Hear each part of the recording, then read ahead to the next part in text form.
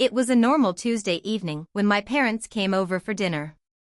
I was cooking, something I rarely did, but it seemed like the right thing to do. My mom was in the living room, talking about the latest family gossip, while my dad sat at the table, sipping his wine like he was deep in thought. "By the way," my mom said, casually, as though we were talking about what was on sale at the grocery store, "your grandparents are going to be moving in with you next month." I froze for a moment, the knife I was using to chop vegetables suddenly feeling too sharp in my hand. I turned around to look at her, but my face remained calm, neutral. I nodded, even though my heart started beating a little faster. "Really?"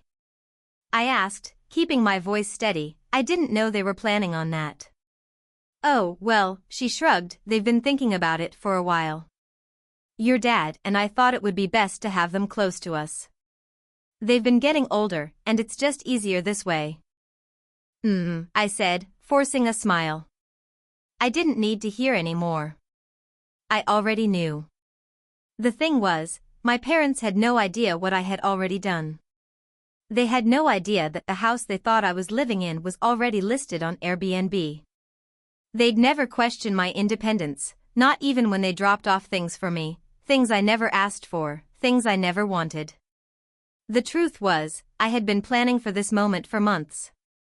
Ever since I'd bought this house, my dream house, it was supposed to be my sanctuary. But now, it was about to be flooded with the people who made me feel more like a caretaker than a daughter. They never understood me. And to be honest, I didn't want them in my space. "So, you're sure about this?" I asked, making sure my tone was as casual as theirs. "Yeah," my dad said, leaning back in his chair, clearly pleased with himself. "We thought it would be good for everyone. They'll be more comfortable, and it'll make things easier for us to help them out." I nodded again, fighting the urge to roll my eyes. They just didn't get it. I didn't want them there. I didn't need to be the responsible one, the one who took care of everything. I wasn't ready to give up my personal space, not even for family. The thing was, I had already planned an escape. A week before they mentioned it, I had posted my house on Airbnb. I set a ridiculously high price, knowing full well no one would book it. But it wasn't about that. It was about what would happen when they did show up, and there was already someone in the house. I was sitting on a ticking time bomb, and it was only a matter of time before they found out. They would realize that I wasn't going to be the dutiful granddaughter. Not now, not ever. This was my life, my space, and I wasn't giving it up. Later that night, I tucked myself into bed, replaying the conversation over and over in my mind. There was no turning back now. My parents were already looking forward to the idea of their parents moving in with me. I just had to wait for the moment to come when I would drop the bombshell. When they realized I was already one step ahead. I would be free. It was time to take control of my own life, no guilt, no regrets. And when the moment came, I'd smile and let them know exactly how it was going to be. The days passed slowly after that dinner. My parents, oblivious to my plans, talked about the move more and more. They were thrilled about it, constantly discussing how it would be good for everyone and how I should prepare for the change. I listened, letting them believe everything was fine. It was almost comical how they didn't pick up on the tension in my silence. I spent my evenings getting the house ready, not in the way they expected. I wasn't cleaning out the spare rooms, preparing for my grandparents' arrival. Instead, I was deep in my own world, tweaking the Airbnb listing. I added more photos, perfected the description. I was setting the stage for an escape. One morning, I woke up to an email notification. Someone had booked the house for a week. My heart skipped a beat. This was it. The house was officially taken, and there was no backing out now. The next part of the plan had already been set in motion. When my parents called later that day, I answered with my usual calm. They were full of excitement, talking about furniture arrangements, about how I should prepare the house for my grandparents' arrival. They didn't understand why I wasn't more enthusiastic about the idea. "Did you start getting the guest room ready?" my mom asked, her voice light. I hesitated for a second, then answered, "Actually, I've had a booking on Airbnb. Someone's coming next week." The line went silent. For a moment, I thought maybe the connection had dropped, but then my dad's voice came through, flat and controlled. "What do you mean, someone's coming next week?" I swallowed hard, trying to keep the nonchalance in my tone. "I listed the house a while ago," I said, a little too quickly. "It's just for a week. I thought I'd make some extra money." "No big deal." "Extra money?" My mom's voice was rising, a little sharper now. "You listed our family house on Airbnb? Without telling us?" "Yeah, well," I shrugged, even though they couldn't see me. I figured it was my house now. "And things change. I've been thinking about having a little more freedom." There was another long pause.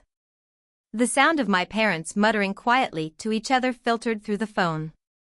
I knew they were frustrated, confused, trying to understand why I would do something like this. They expected me to be the dutiful granddaughter, to embrace the family responsibility. Instead, I had shut them out and locked the door behind me. Finally, my dad spoke again, his voice more tense. "So, what now? Are we just supposed to figure out where your grandparents are going to stay?" I could hear the disappointment in his words. But it didn't faze me. "Well," I said, my voice quieter now, but firm, "I think you guys can work something out." "You always do." I hung up shortly after that. I didn't need to hear more. The decision had already been made. The house would be taken for a week, and I would have the time to figure out how I would handle the fallout. The following week, I waited.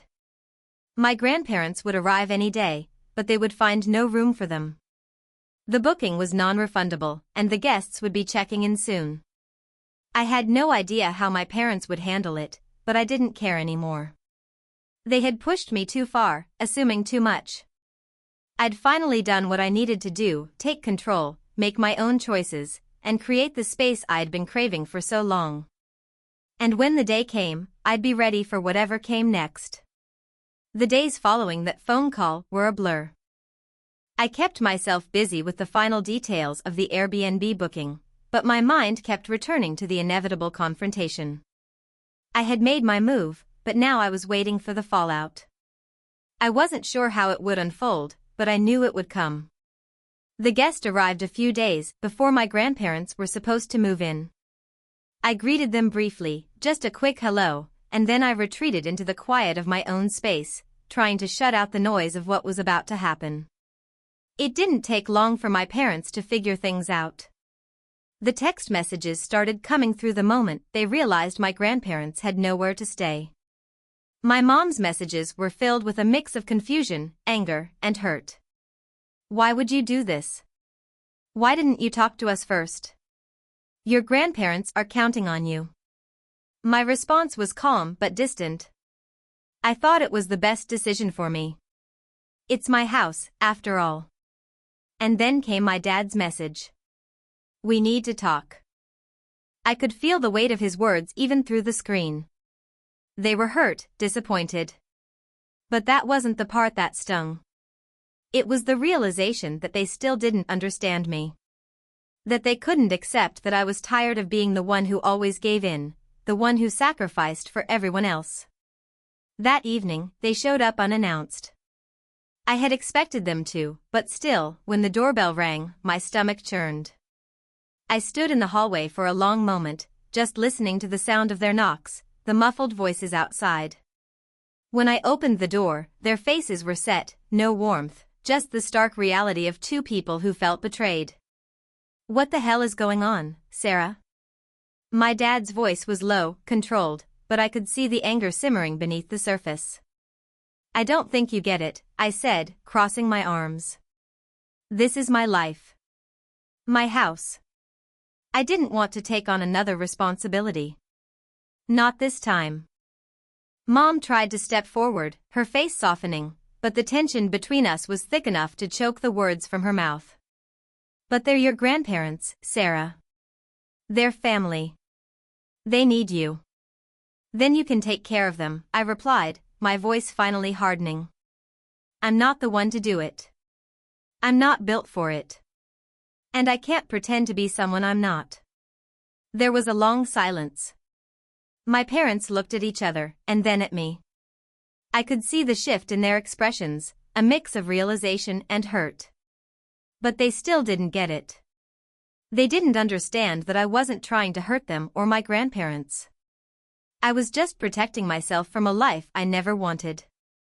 Sarah, we're not asking for everything, my dad said after a moment, his voice quieter now. We just need some help. Just a little help. And I'm telling you, I said, my voice barely above a whisper, I can't do it. Not this time. My mom looked like she might cry, and for a second, I felt a pang of guilt. But it was quickly buried by the overwhelming sense of relief that washed over me. I had made my choice, and I was standing by it. They left shortly after, not much said between us.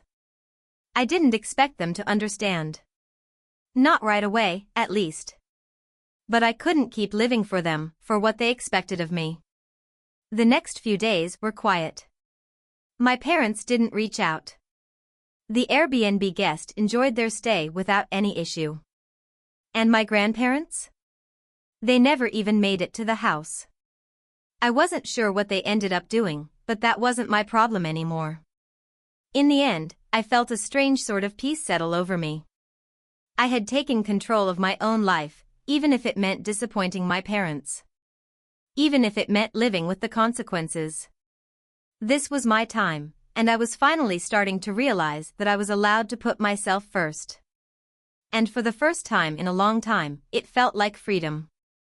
It had been a few weeks since the confrontation with my parents. The silence between us was deafening, but I wasn't going to break it. Not this time. I had made my decision, and I wasn't about to apologize for it. I was finally living for myself. I was getting used to the rhythms of my life without the looming expectations of family, without the pressure of always being the responsible one. The Airbnb guests came and went, a revolving door of strangers who never stayed long enough to really leave a mark. It was quiet, peaceful. No more family drama, no more feeling like I had to be the one to hold everything together. One morning, I woke up to a message from my mom. I hesitated before opening it. There was no telling what tone she would take, but I knew it had been long enough that I couldn't ignore it forever. Can we talk? It read. I stared at it for a moment, considering what to do. I didn't feel the need to rush. I had made it this far without them, and I wasn't desperate to fix things. But there was a part of me, the one that still felt a flicker of guilt, that wondered if I should at least hear her out. So, I sent a simple response, when? Within minutes, she called. I took a deep breath before picking up. Hey. Sarah, she said softly, and for the first time in weeks, I could hear the vulnerability in her voice. I think we owe you an apology. I blinked, surprised. It wasn't the reaction I had expected. What do you mean? I don't think we fully understood why you did what you did, she continued, her voice thick with regret. We've been putting pressure on you for so long, and we didn't stop to think about what you wanted. We thought we were doing what was best for the family, but we forgot that you're your own person. I stayed silent, letting her words sink in. I wasn't ready to forgive them yet, but it was a start. Maybe there was a chance for us to find a new way to relate. I know this isn't easy for you, she said, after a pause. But we just want you to know that we respect your decision. You don't have to be everything to everyone. It wasn't a grand gesture. It wasn't an apology that made everything better, but it was a step. A small, fragile step in the right direction. I appreciate that, I said, finally breaking the silence. But I need time. To process all of this. To figure out what comes next. Of course, she said, her voice soft. Take all the time you need. We're here when you're ready. After the call ended, I sat for a while, staring out the window. The guilt that had been gnawing at me for weeks was still there, but it was quieter now. Maybe they were right in some ways. I didn't owe them everything. But that didn't mean I had to accept the role they had carved out for me in the family. The next few days felt like a strange kind of limbo. My parents didn't reach out again, and I didn't try to make any more contact either. It was like we had hit some kind of pause button. I was still figuring out who I was without the constant tug of family demands, and I wasn't sure how far I was willing to go to repair things. But for the first time in a long time, I felt like I could breathe. I had finally taken control of my life, and I didn't have to apologize for it. I was starting to see a new version of myself, one who wasn't bound by obligations, one who could make choices for her own happiness. And maybe, just maybe, that was enough. A few weeks passed, and the quiet between my parents and me began to feel less like tension and more like a space where I could finally exhale. There were still moments of guilt, but they were softer now. Every day, I woke up in my own house, in my own space, knowing that I wasn't living for anyone else. I wasn't constantly anticipating someone else's needs. It was strange, but also liberating. The guests who rented the house came and went. Each one brought a little bit of life to the place, but it was always temporary. A weekend here, a few days there. I'd have time to think, to recharge, and then I'd be ready for whatever came next. It was a delicate balance of freedom and solitude that I was learning to savor. Then, one evening, while I was sitting on the couch with a glass of wine and a book, my phone buzzed. It was a text from my mom. The message was simple, *I miss you. I stared at it for a long time. The words felt like a crack in the walls that I had spent months building around myself. It wasn't just about her missing me. It was about the subtle shift in how she saw me now. Maybe for the first time, she was starting to understand that I wasn't just her daughter who followed orders. I was someone who needed space, independence, who needed to be seen for who I was, not just who they wanted me to be. I sat with it for a while. I didn't feel the urge to immediately respond, but I knew it was a turning point. There was no turning back from this. The relationship with my parents would never be the same. I had changed. They had changed. The next day, I called her. The conversation was cautious at first, but as we spoke, I could feel the cracks begin to widen.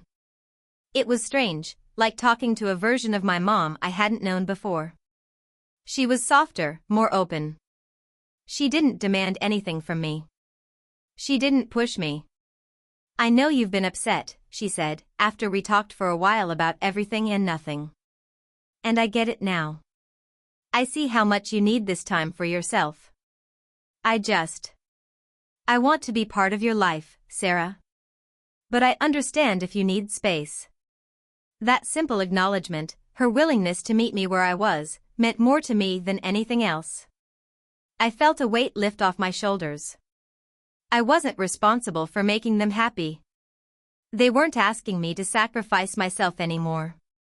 "I appreciate that," I said, my voice steady but filled with an emotion I wasn't prepared for. "I just need things to be different. I need us to be different." "I know," she said softly. "I think we're starting to understand each other a little more. It'll take time, but I'll wait. We'll figure it out." That conversation, simple as it was, changed everything. It wasn't an instant fix, but it was the beginning of a new kind of relationship. One where I wasn't constantly trying to fulfill roles I didn't want. One where I was allowed to be myself. Over the next few weeks, my parents started reaching out more, not to tell me what to do, but just to check in. It wasn't perfect, but it was progress.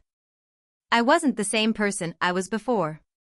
I wasn't the daughter who always said yes, the granddaughter who was expected to step up. I was Sarah, and I was learning how to take care of myself first. And then, one afternoon, as I was prepping for my next Airbnb guest, my dad called.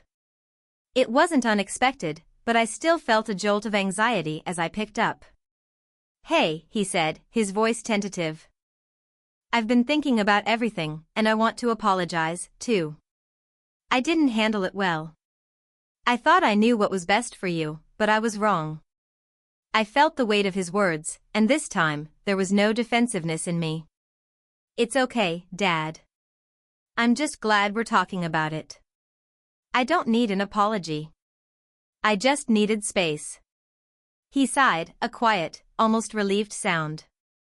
I get it now. I won't push anymore. It was like the last of the tension that had been hanging over me for months dissipated, leaving a stillness that felt surprisingly calm. That evening, after the call, I stood in the kitchen, looking out the window at the setting sun. For the first time in a long time, I felt at peace with my decisions. I had chosen my path, and it had led me here. To a life where I wasn't constantly scrambling to meet others' expectations. I wasn't sure what the future held, but for the first time, I didn't feel the need to control it. I was finally learning to live for myself. And that, I realized, was all I'd ever really needed. Months had passed since that conversation with my parents, and things were quieter now. The air between us was no longer thick with unspoken words or expectations.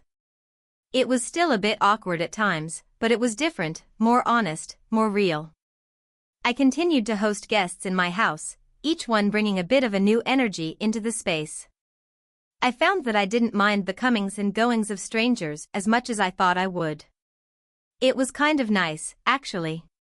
It kept the place from feeling too empty, too still. And while the house was still a place where I found my peace, it wasn't as solitary as I had feared it might be. There was a balance now. I had started to carve out more of a routine for myself, one that was less about living up to anyone else's needs and more about filling my time with things I enjoyed. I'd gotten back into hobbies I'd abandoned for years. I started painting again, something I'd always loved but had put aside for too long. And I took more walks, spent time in nature, just being. I felt the cracks in me, the parts that had been chipped away by all those years of family obligations, slowly begin to heal. Then one weekend, my parents came to visit. It wasn't anything formal, just a casual trip to see how I was doing. It felt different, like we were approaching a new chapter. When they arrived, we didn't talk about what had happened before. Instead, we talked about everything else, the weather, new places to visit, the latest shows we'd been watching.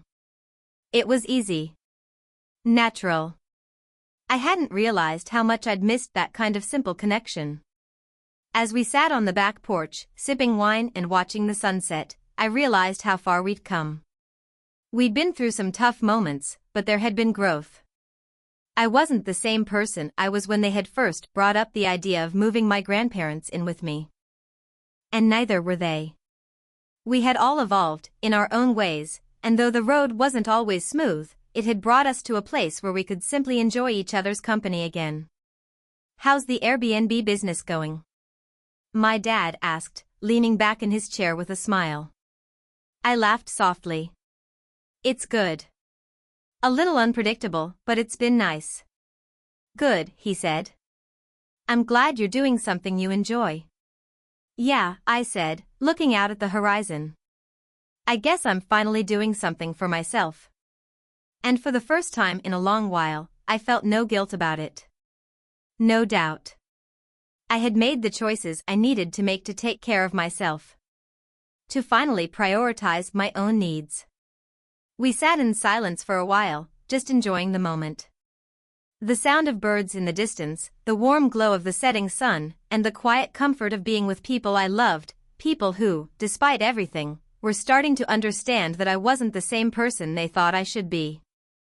In the end, I didn't need their approval or their expectations. What I needed was the freedom to be myself, and that was exactly what I had found. And if that meant making hard choices and setting boundaries, then so be it. The house was still mine. The space was still mine. And now, I had learned to truly live for myself. That was all I could ask for.